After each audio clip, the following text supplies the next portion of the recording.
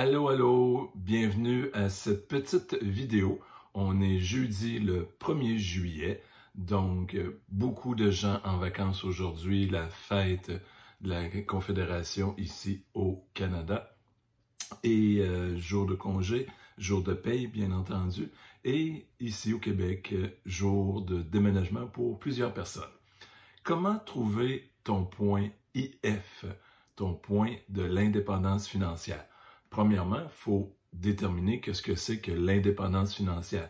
Je pense que chacun qui va écouter cette petite vidéo-là, si je ne donne pas une définition de base, chacun a en partant une propre définition de ce que c'est que l'indépendance financière ou c'est vague un peu. Moi, je t'en donne une. C'est pas la seule et unique. C'est peut-être pas la meilleure, la plus technique, la plus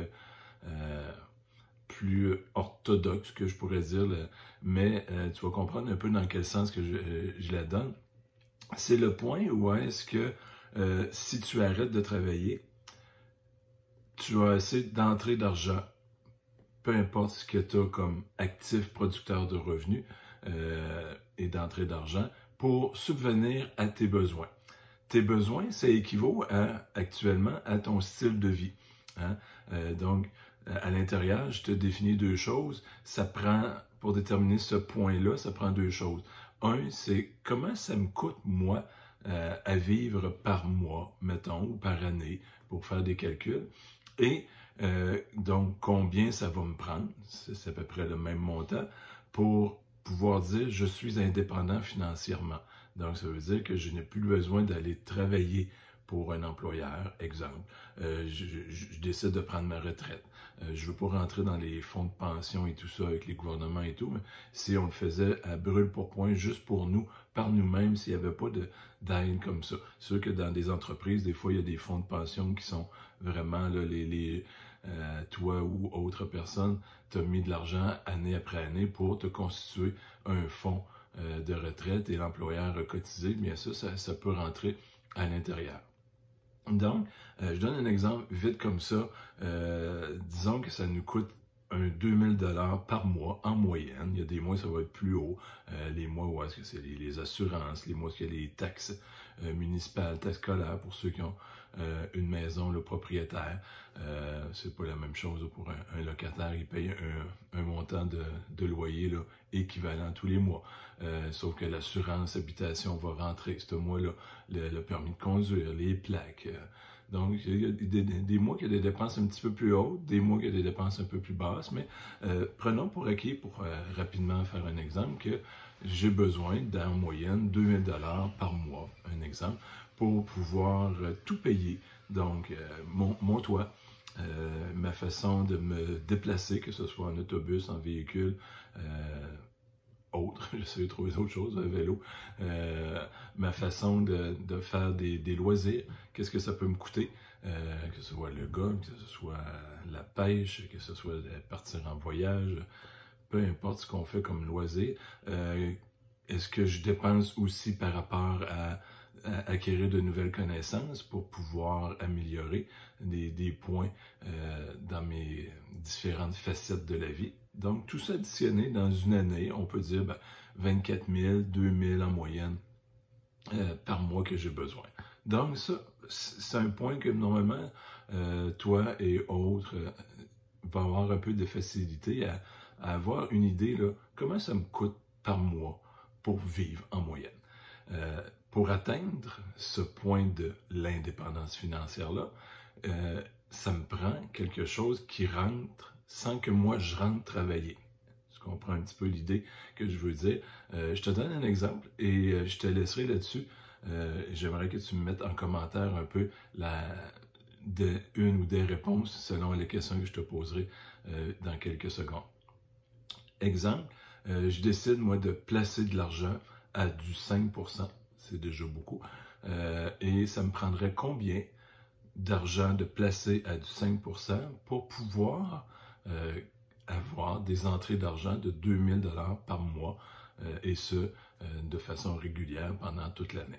un petit calcul rapide, je ne veux pas aller trop loin dans les calculs et tout, mais tu vas comprendre très bien, à 480 000 à du 5 va me donner 24 000 de revenus d'intérêt à chaque année. Donc 24 va me donner 2 000 par mois.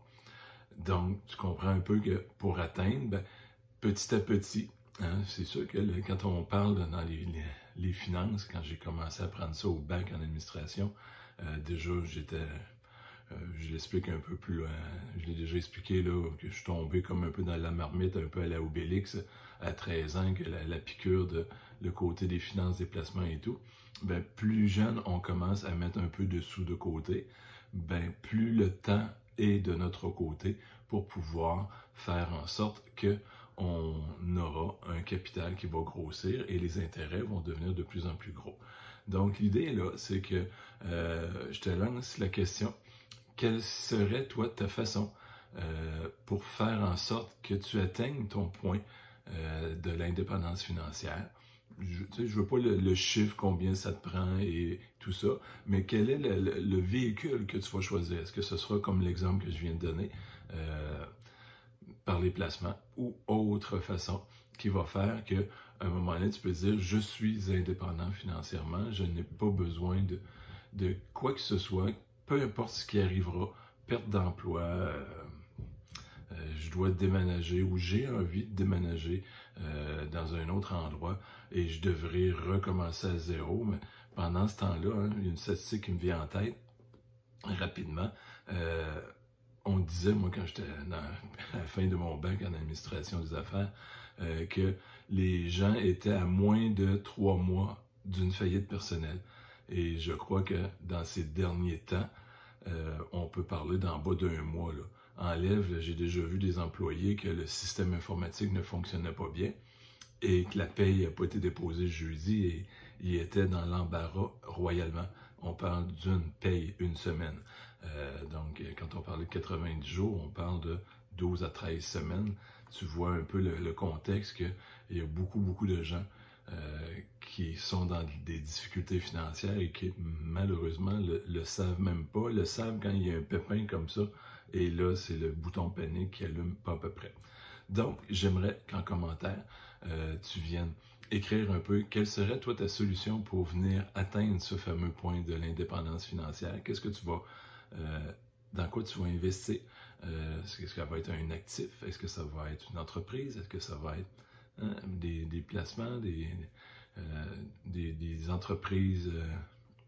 Je ne veux pas aller plus loin de ce côté-là.